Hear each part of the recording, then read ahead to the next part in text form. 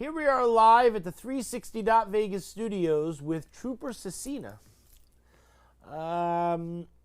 We haven't seen you in a few weeks. When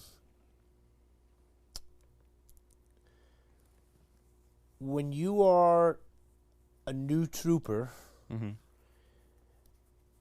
you probably can understand things in a different way than someone that's been on the force for longer.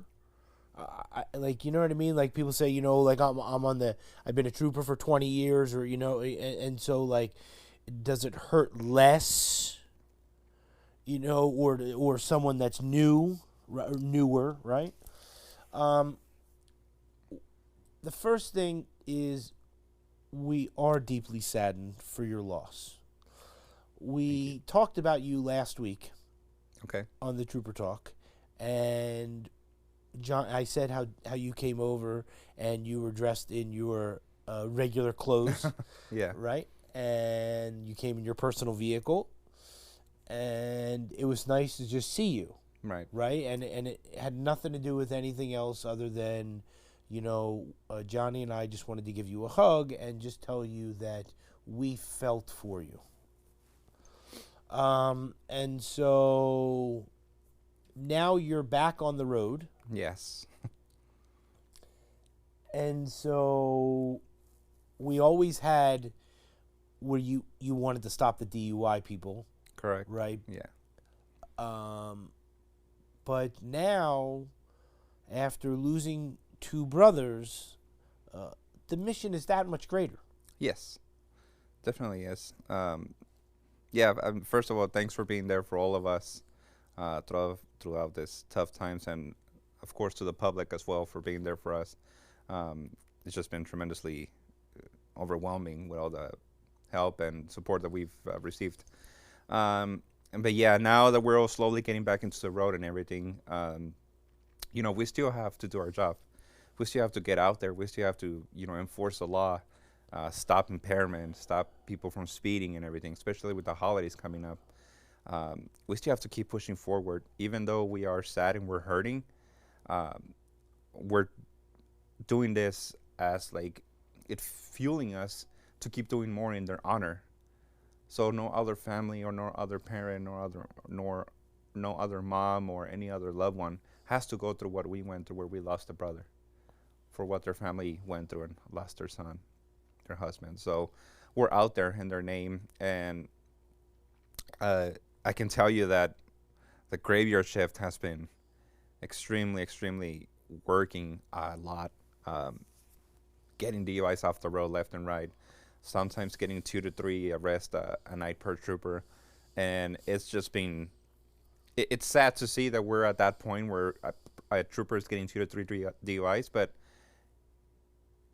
what happened to us has given us the fuel to keep going, keep moving forward, do it on their name, because they're never gonna be forgotten. We're always gonna carry their names with us. We're always gonna carry their image with us. We're always gonna know what they stood for, and both of them had very passionate about what they were doing, and we want to keep honoring that by doing what we're doing. Yeah, and like. It's so devastating. Yes. We watched the video with Trooper Abate, obviously before he became sergeant, right? And we know that you have a very special passion for the EVOC. Yes. And that's a very small group. It is. Within the Nevada State Police. Yes. And so, we want everyone to be safe, and we were talking right before we went on the air, today, and so like I think that people have love and all this type of stuff and all, you know what I mean, like and everyone's good and everything, right? But people don't care. Correct. Now, I can say that maybe it's easier from a civilian standpoint, right? But like, I'm like going crazy, because like enough is enough. Like it's the end. Yes. Like enough is enough. And so when you go out and you have to do your job, do you do your job differently? Right now, it with everything that happened and everything, and I'm sure I can speak for the other troopers as well. It does hit different going out there and everything. Um, Obviously, what happened is just it makes us more aware of our surroundings now, and that DUI that we stopped is just almost like our first DUI. Like, I can't believe I'm doing this, Yeah.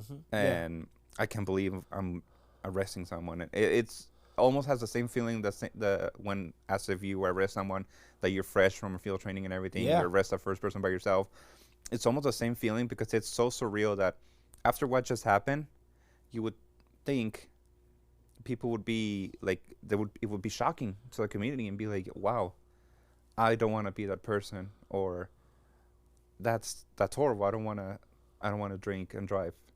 I'm gonna find another option. I'm gonna have something else if I do want to, have any consume any alcohol or smoke any marijuana or something that would give people that like that's a bad idea.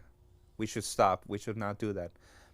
But it turned out to be different. We started seeing more people drinking. We were starting arresting people the very next day.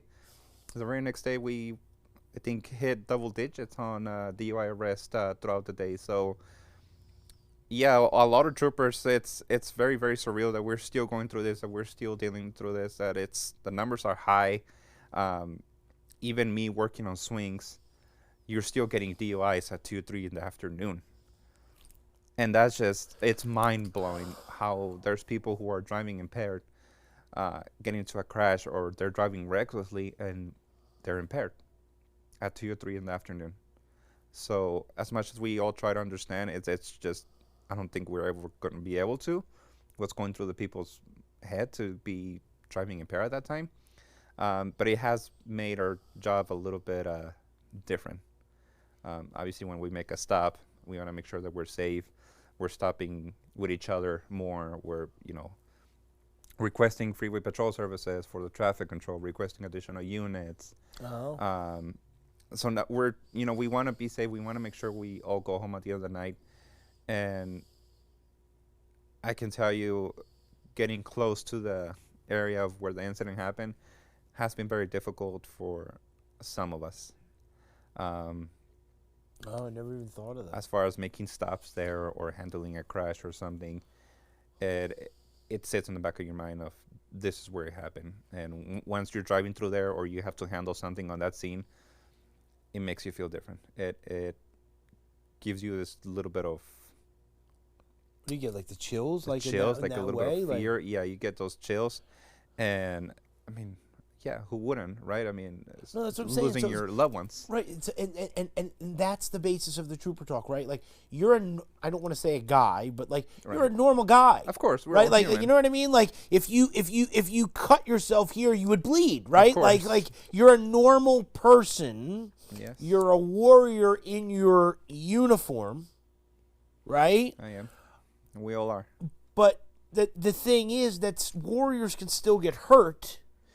But that's what people need to understand. I don't know any other way to get through to the fact that if we can perceptualize that someone that is behind that uniform is a regular person who eats, who breathes, who sleeps, you know what I mean? Like all these things, like maybe they won't want to hurt you. Exactly. Yes, and all I can tell the public is please be mindful with this holidays coming up, with parties. Be mindful. Do not drink and drive. Think of not only yourself, but think of others, not just from what happened to us, but from the many, many stories that have happened to other people, from other drivers that have been, lost their lives through impairment. Think about that. It's not worth it. And please, whenever you see any flashing lights or anything, move over, slow down, reduce your speed, pay attention to the road, and just, get to your destination safe. Enjoy the time with your family, your loved ones, the party, holidays, whatever is going on, but do so cautiously. And please, if you see the flashing lights, Yes. doesn't matter the reason, yellow, blue, red, I don't know if there's purple. It doesn't Correct. make a difference the color, right? But if you see flashing lights and they are on the side of the road, please just consciously move over. Yes. Because Slow what down and I move will over. say is that if one person moves over, generally the second or third car might Correct. follow. Yes, correct. Yes. It can be tow trucks, firefighters, ambulances, us. We're usually always working outside of our vehicles, regardless of who's there. So it's very, very important that they move over. Slow down and move over if possible. If you're unable to move, just slow down. Try to get the most left side of the travel lane that you're in. Something where it lets us know that you see us and we see you, and we can continue doing work, and everyone can go home at the end of the night. It's very, very, very important. Yeah, I was the other day. I saw there was like a metro officer back here, and then there was a state trooper, like kind of up a little bit Yes. further, and the metro officer was just back, like signaling people, like, okay, there's something happening up the road. You know what I mean? And so, and I noticed people were starting to move. It made me feel good. Yeah. You know what I'm saying? Because you're like, okay, somebody's paying attention. Yeah, and not just the DUIs that we've been seeing, the high amount of DUIs that we've been seeing lately, but we've also been seeing a lot of support from the community. We also seen people move over. We've seen a lot of different things from the community as far as, ensuring that we're safe and everything. We have people sometimes slow down in the middle of the highway to say hi. He's like, please be safe. Please be on the other side. People that I stopped and everything, he's like, can you please move to the other side of the window? Like, I don't want you to get hit. People are conscious. People know what happened. People are sorry for us. People feel for us. And, it's nice to see that. It's nice to see that people care for us, and people, see us as everyone else, because we're all humans at the end of the day. And it's a nice feeling that whenever we make the stop, and regardless of what it is, speeding, not using their turn signal, whatever violation is that they did, they're still thankful for us, and they still feel sorry for what they did. And at the end of our conversation, I've had multiple people say, thank you, and I'm sorry for what happened to you. Please be safe out there. Yeah. And, you're professional. Thank you. And you too. Please stay safe. Be careful when you pull back into the road. But you're leaving the car with, you're almost in tears because of that just conversation. You just gave someone a ticket, and that person just thanked you and told you to be safe. And that's what's important. The Yes. community does love you. It does. They You know do. what I mean? Like they really do, and they appreciate you. And there's just some of these crazies that are just like, it's just out of control. Yeah. And so I'm just so angry. You know what I'm saying? Yes. All right, let's get to some pictures. It's wonderful to see you. Very wonderful to see you, and I'm glad to be here again. Yes, and Johnny and I loved it, right, Johnny? Right. So we had the Trooper Abate, Sergeant Abate, and we had the Trooper Felix. They were tremendous things that happened for them. The families, and you know what I mean, and all that type of stuff. We just wanted to highlight Trooper Felix, and we want to do it until everyone keeps knowing the mission, that because of these two troopers, it's another reason that we need to stop the impaired driving. Correct. You know what I mean? And so I don't want to say that I would sacrifice the speed for the impairment, right? Like, I don't want people going 125 miles an hour cruising down the freeway, right? But I don't know if, not to say which one is better or worse. I was watching the show that we watched together, Okay. with the police thing, right? Yes. They were chasing, so there was a trooper in, I forget what, Michigan or whatever, and they were following this lunatic on a motorcycle at 140 miles an hour. And he's going, right? And so, like, this trooper is following, this motorcycle who has no care for anything, right? Yeah. Okay. So they cut him off, and he drives onto like a dirt sort of field. Okay. And the bike falls over because now he's in the dirt, right? Right. So the guy gets in the back seat, after they, you're under arrest and the whole thing, right? And he gets back in there and they show the picture of the guy, and the guy goes, listen, I'm really sorry, sir. I didn't mean to, make you, chase me. And the guy's looking at him like, you're serious right now? Like, you put hundreds of people's lives in risk for you to do this. And he was a DUI. Wow. And so, like, they don't care. They don't care. And so we need to make people understand that people in Las Vegas, Henderson, all over, we do care. Yes. And if you don't care, then please don't drive on our roads. Exactly. Or deal with the consequences. And they're not going to be nice. We have zero tolerance for people driving impaired, and not just because of what happened, but, that's our mission. That's our bread and butter. Dealing with crashes and dealing with DUIs on the highways and everything. We're a city where we have everyone from out of town visiting, vacations, working, whatever it is. So we want to make sure that we still keep the flow of people coming to visit us and everything. And in order to do that, we have to maintain everyone safe. We have to maintain the highway safe from people who are speeding or driving impaired. And it's I don't understand how people are sorry at the end of it. Right. You should have been sorry. If you were that sorry, you would have stopped prior to me chasing you 5-6 miles down the road, right?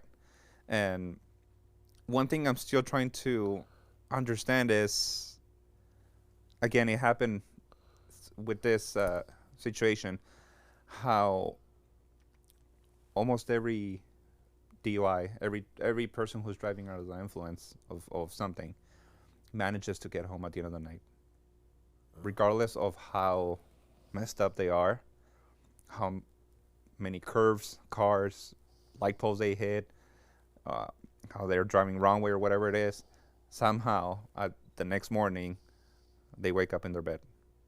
Right. And it's like they can't even drive a vehicle straight, or let alone, find the directionals, but they somehow always make it home. They make it home, and sometimes they may make it home, and somebody else may not. Correct. And they're not even aware that they hit a pole, that they struck a car, that they got into a crash and everything, and they just hit and run or whatever it is, and they wake up and their car is damaged and they're at home. It's just, that's something I'm still trying to figure out. I'm like, how can you do that? How can you drive not even straight, hitting all this stuff, and still subconsciously your brain already knows how to get home? One of the guys was on vacation that was working for me, and he was supposed to be back on Friday. Mm-hmm. He had to come back on Wednesday because someone did a hit and run on his father. Oh my God. And disappeared. Right? And so like they totally, forgetting any damage and right. But like they ruined his day, like the father, totally shooken up. They made him have to come home from his vacation 2 days early. Wow. And so you don't think about these type of things, but these things have real consequences. Yeah. And thank goodness this person didn't have a life-threatening heart problem or something, yeah. and got freaked out. Yeah, I don't get that why people do that. But. So we always want to pay homage to our yes. to our brothers, and we're always gonna remember him. Always remember.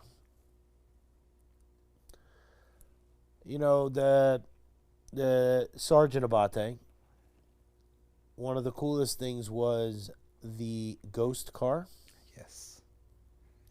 And I remember that we used to talk about that, and the fact of the whole, not the whole, but one of the basis why Trooper Wellman brought him onto the show was because he did the EVOC, and he could tell you, listen, I know how to drive a car. Oh yeah. I know how to push this car to the absolute limit Yes. but that's because I train with it. Mm-hmm. And so when you take a car, it doesn't matter what brand, and you think that you're a race car driver on the 15 and you're cutting in and out of cars, it works until the first tractor trailer's there that had to slam on the brakes, and you're doing 100 miles an hour, and that's the end of the game. Oh, yeah. Yeah. Physics takes control, and you have no control of the Physics vehicle. takes control, right? Yeah. And so we couldn't go. I couldn't go. It broke my heart, but we watched it on the TV, and and it was wonderful to see the personal photos, and you know what I mean, and all that type of stuff, and very, very moving. and again, it shows that he's a real guy. Yes, yes. He's a father. He's a great father, great friend, great trooper, great sergeant. I was very, very happy for him that he had made sergeant. I learned a lot from him from EVOC, and yeah, it's wonderful to see the special relationship, and that's something that we express very much on the Trooper Talk. And so when I want people to know that when I asked you to come back to Trooper Talk today, and I said, listen, there will be things that if you don't want to talk about, and you said, no, I'm open. yes, You talk to me about whatever it is, and we'll just have a conversation. And so again, we come back to the point of we're sorry for the loss. Thank you. Because we know that they both hit you, but especially with Trooper Abate. Yeah, like you said, EVOC was such a small group that we all know each other, especially when we went through the instructor academy. It was very, very recent, so he was just has so much knowledge as far as the EVOC, and obviously he's been doing this for years now, so he's a trooper with a lot of knowledge, and he knows how to drive a car. Yeah. I don't think anyone could match him on that. I'll give him that. And it was always fun seeing him drive around and talk about vehicles, platform, and stability and everything. He knew what he was talking about. He was good at it, and you can tell he was very, very passionate. And he wanted to share that with everyone. And obviously, when we see the pictures from when he was little on the go-karts and everything. Oh, yeah. It's amazing. It's amazing, like everything he's done and everything, and he's still here wanting to share that with the new troopers and everything like that, because he wants people to be good at driving and everything. Of course. And yeah, it's great. We all miss him very much, and we're still going to be doing EVOC. We're still going to be teaching everything in his honor and everything. So we're looking forward for the next EVOC session, and because he's never going to be forgotten either. Yeah. So we love seeing his face. You know what I'm saying? Yes. So I bring this up because Trooper Smack is here, right? Mm-hmm. And other troopers and Trooper Wellman. Trooper Smacka is very emotional like you. And so one of the coolest things is that when you are able to express, and you can see that in the camera, it's very special. And so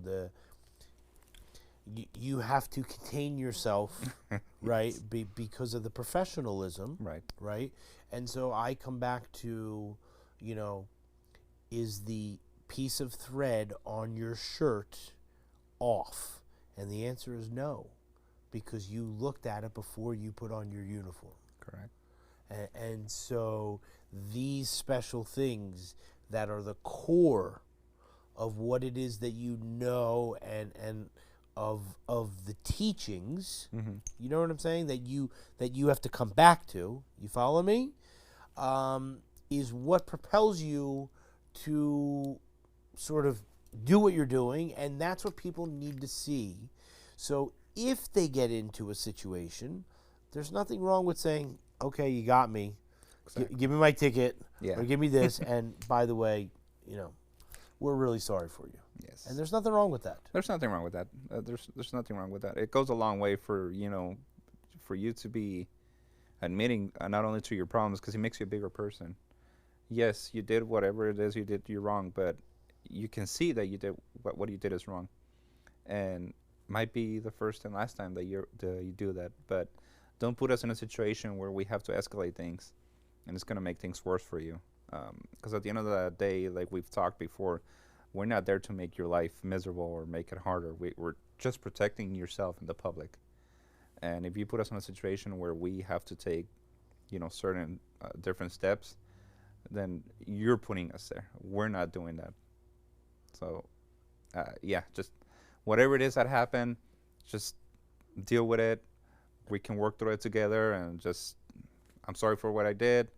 Here's my stuff, or right, and just move on. Just move on. Right, simple as that. And for the ones that are impaired, just stay off our roads. Just stay off the road. Find someone else to drive you.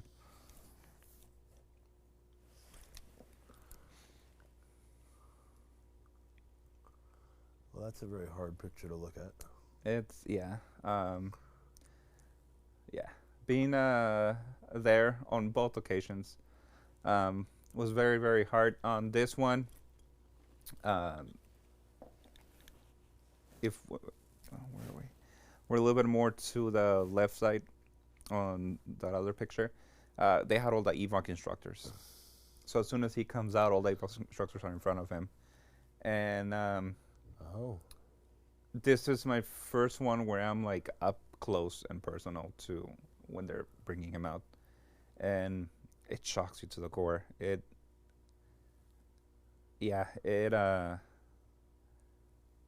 very, very hard to explain. Like you feel weak, you feel nauseous, like your knees start. It's just such a weird feeling. You want to run and hug that person, or you want to go there or something and like say this isn't real. Yes, it just feels so surreal, and it just first time going through this, and I do strongly hope it's the last one for any of us. But it's a feeling that it's gonna stay with me. It's gonna stay with me.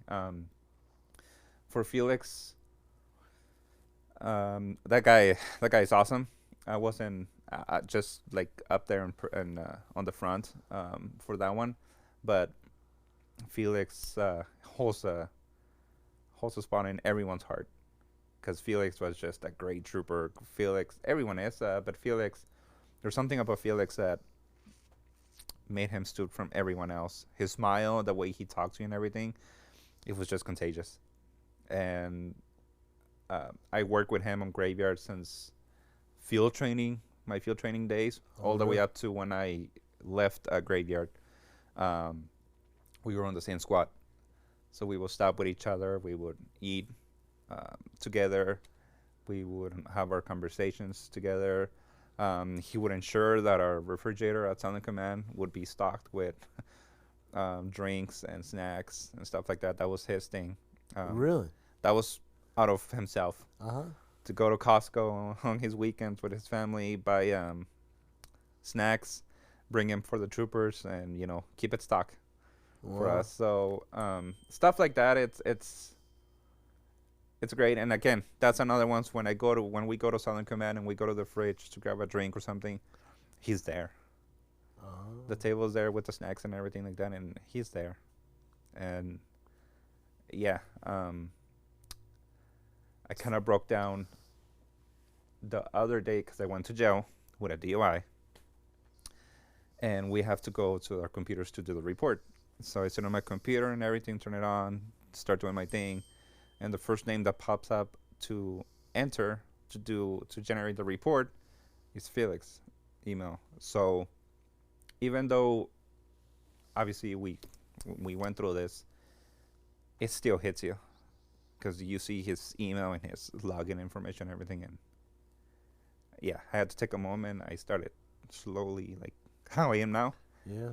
And it hits you. And so do you do that, like, is it easier for you to be emotional in your uniform, or like when you're home, like, or do you don't bring it home really, right? I don't bring it home mainly because of my family, and Yeah. if I do, it's by myself. Uh-huh. Um, Uh-huh. it can be either good or bad. Usually, the one you know, be with someone, talk to someone, be with your loved ones. Don't be alone or something.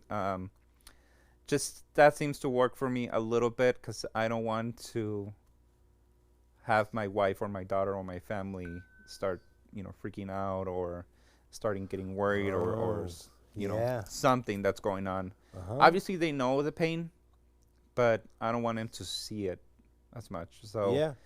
I do have my moments at work, and I'm sure a lot of troopers do. Gas station behind our parking lot somewhere. It happens, but for the most part, we're there for each other. We still ask each other, "Are you guys okay? You good?" We still hug each other. Um, we all keep. That's what I like. One of the things I like about this our department, that we're such a family. Yes, we might be small in numbers, but we're huge. We're big in hearts. We love each other so much. We care for each other so much. We stop with each other. Even if it's outside of work, we still message each other a lot. We call each other. Our sergeants, our lieutenants, our captains, all the amount of, you know, mental health that they've provided us and continue to provide us is, you know, one of the many, many reasons why I love this department and what they do. Because they care. They care about us. They care about our feelings. They care about our mental health. They care that we go home and we're able to smile to our families and, you know, continue our lives. And they also care that we remember them for the troopers that they are. So, And in the eyes of tragedy, I'm sure I mean, not to say run and hide, but I'm sure there is a thought that's there to say, I want to run and hide and not do this. yes, yeah, And so there's probably so many different emotions. And so again, I come back to the fact of that's why we never want to put you into a position where you have to deal with things like this. And if people would stop doing the impaired driving, right, we wouldn't have this. Correct. And not to get into specifics, but details came out today. I saw on the local news, in one of the apps. Does that make sense? Mm-hmm. Where they found other things in that first initial car.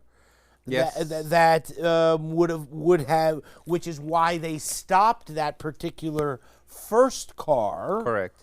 Right? It wasn't what originally came out. Correct. That the person was just that fell asleep. Yeah. No, that wasn't the case.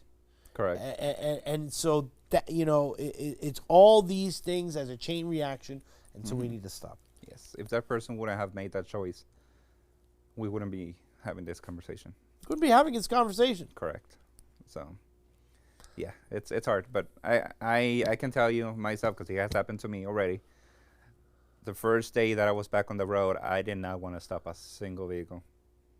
It was very hard for me to get on the side of the highway, have vehicles coming in 75, 80 miles an hour, not moving over. It gets your skin.